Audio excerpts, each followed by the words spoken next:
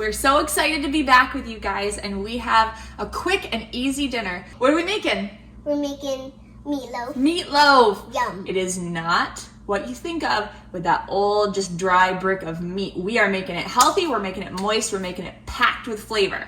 And it's super good. Super good. So we're gonna start right off. I have been sauteing and caramelizing 4 cloves of garlic with 1 medium onion, and they are just about done. When you caramelize onions, you want to make sure you do it over a very, very low heat because they will burn. So keep it over a low heat until they're nice and golden brown and they've released all their juices.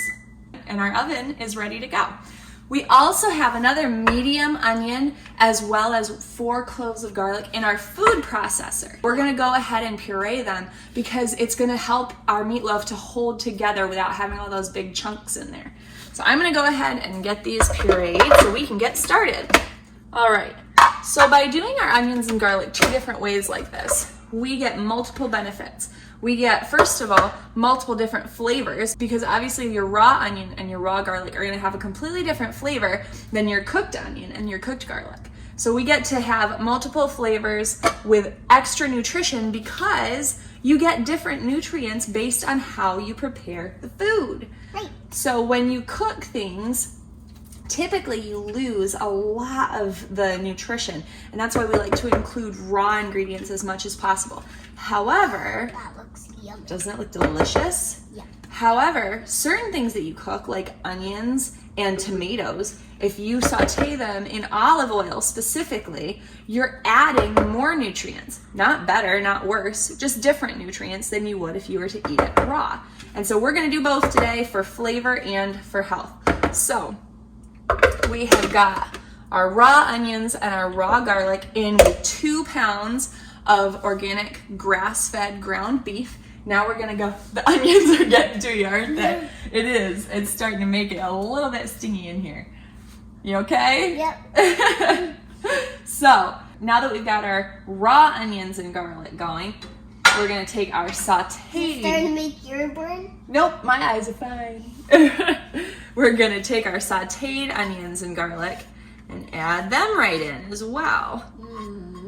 Now, what's nice about this is that you get so much health, so much bang for your buck, but it is a pretty quick meal to throw together. Takes a little bit of time in the oven, but if you're just worried about your actual prep time, pretty quick and easy. So, we've got our onions and our garlic and our 2 pounds of beef. Now we're gonna go ahead and add in about a cup of oatmeal.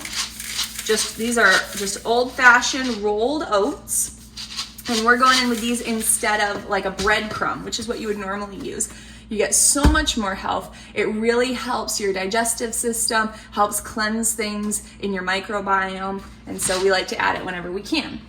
Now we have bell peppers. Every year, Elena and I get lots of bell peppers and we freeze them.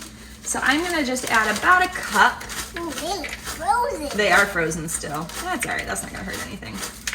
We're gonna add about a cup of all different varieties of bell peppers, already chopped, all set. So for 2 pounds of beef, we're going to add in 2 eggs just to make sure everything holds together. We wanna make sure that nothing falls apart on us.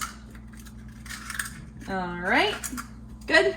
You can easily do this with store-bought ingredients, or if you want to learn how to make this stuff homemade, maybe you already do, or if you're interested, I can show you how we do it.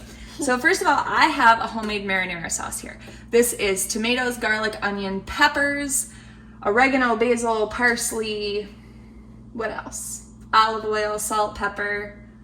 It's basically a superfood powerhouse. It is the best backup sauce to have on hand. You add it to spaghetti squash, you add it to pasta, you make a pizza with it, and all of a sudden, any meal that you're making becomes really, really healthy. And so we are adding this into our meatloaf to give it flavor, to give it nutrition, and to help our meatloaf stay nice and moist. So we are going to add in about a half a cup of our tomato sauce. And if you... Oh, tomato sauce. Yeah. Yum. The next thing we're gonna go in with is our Worcestershire sauce. Gotta love the Worcestershire, it adds so much flavor. It smells good too. Oh, it smells so good.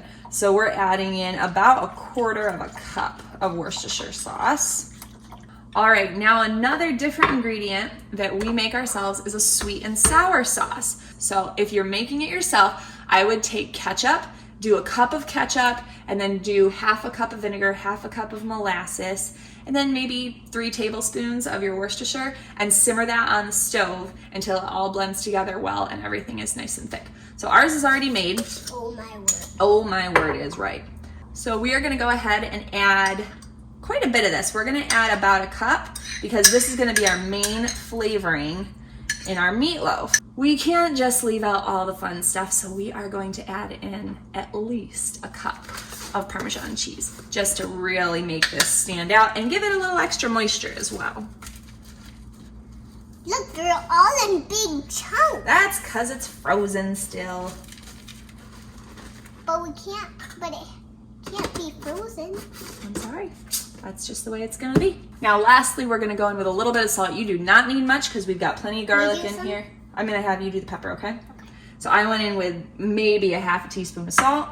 Now Ellie, would you add in the pepper please? And just start cranking. Oh, other way. There you go.